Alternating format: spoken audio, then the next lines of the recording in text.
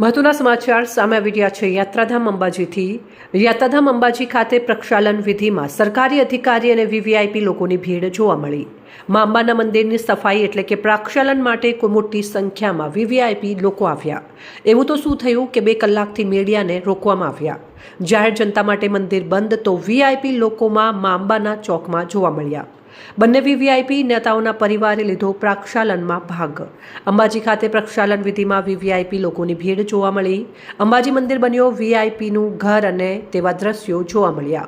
Temple inspector Alpesh Raval વીવીઆઈપીની સેવામાં વ્યસ્ત બન્યા। દ્વારપાલ ટેમ્પલ ઇન્સ્પેક્ટર અલ્પેશ રાવલે પોતાની પોસ્ટને લજવી બન્યા ચોકીદાર।